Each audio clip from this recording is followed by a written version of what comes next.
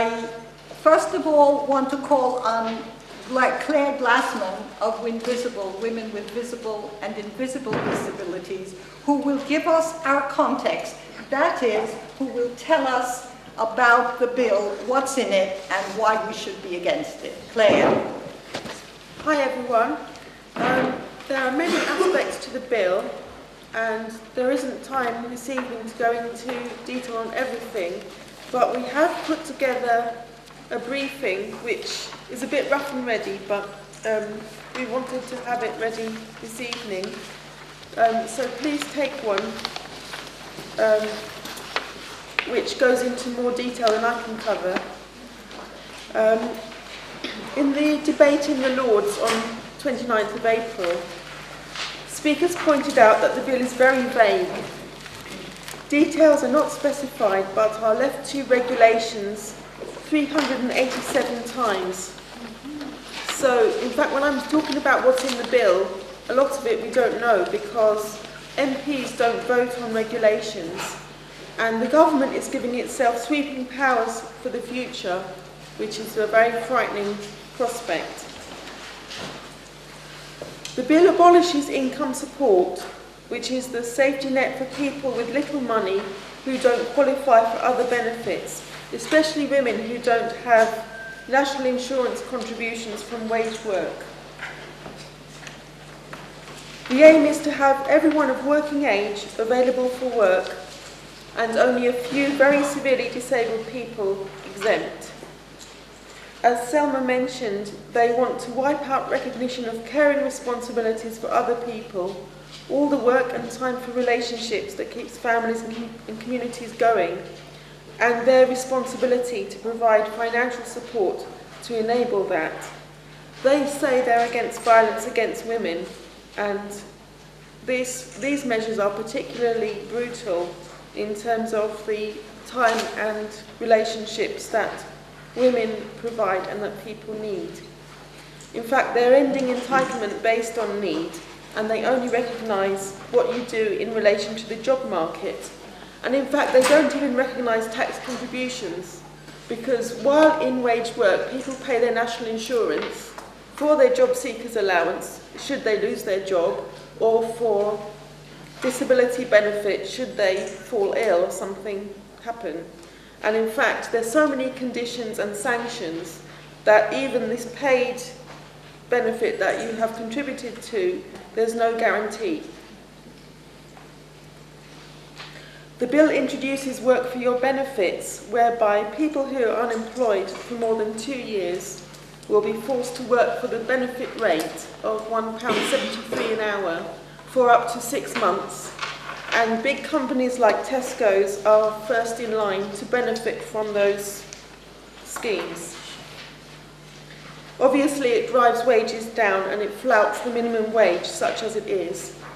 I just wanted to turn to how particular groups are affected.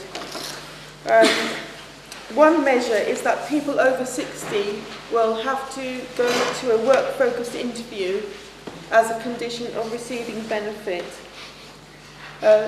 Kim from Single Mothers Self-Defence will speak about how mothers, single or in couples, are affected.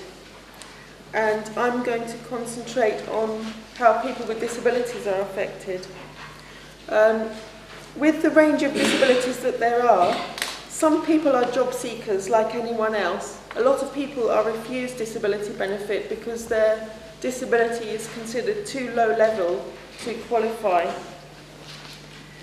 And we already had a change in the law come through, which came into force last October, which is where they scrapped incapacity benefit and replaced it with something called employment and support allowance. And they scrapped the idea of incapacity for work.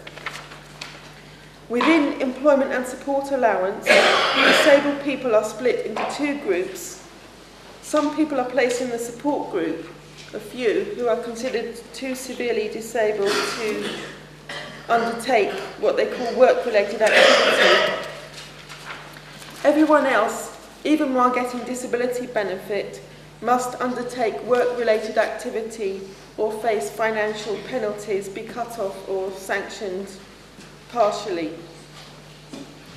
And what the bill does now, despite the previous promises, is to make that harsher. Your personal advisor from the job centre, from a private company or a charity which says it specialises in your particular ailment, can direct you to do a particular activity whether you think it's appropriate or not. You don't have a choice anymore. Many people are saying that job centre staff do not know what they're doing when they're dealing with people with mental health problems. We would say that they don't care. We recently had a victory against a local job centre which threatened to cut off a woman who was already feeling suicidal, who they visited at home, and they said if she didn't explain why she hadn't been to the interview, she would get cut off. We complained, and the Department for Work and Pensions, the higher up office, said that the job centre was operating the wrong rules. Disabled people on employment and support allowance are told they must follow medical advice where they are willfully keeping themselves sick. In this bill, that's now extended to job seekers.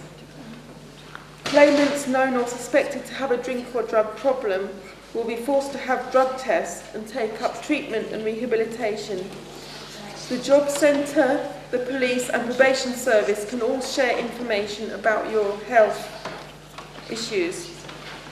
Parliament's Joint Committee on Human Rights has said the bill should not pass with that clause, saying it goes against privacy and medical confidentiality. Carers for disabled and older people who now get carers allowance or income support are to be treated as job seekers. The government promises to soften the rules for carers, but nothing in the bill acknowledges caring work, and we have a statement from Carer Watch later. I just wanted to mention one more point, if I may, which is about the right to control.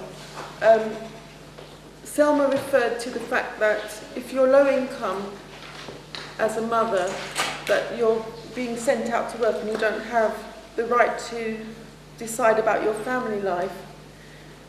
With the right to control in relation to disabled people, which a lot of disabled people in the Lords are promoting, what it actually means is making the person responsible for their own arrangements to do with services, training, or some budget that's allocated for their needs. And what that actually means is the state is distancing itself and shirking responsibility for administering a service and making people the employer and the administrator, so it's your problem when someone doesn't turn up who's supposed to get you dressed or something like that. That's already happening with home care and direct payments. And we know from the charges and the rationing that people's welfare is being flouted. So that's the reality of the right to control.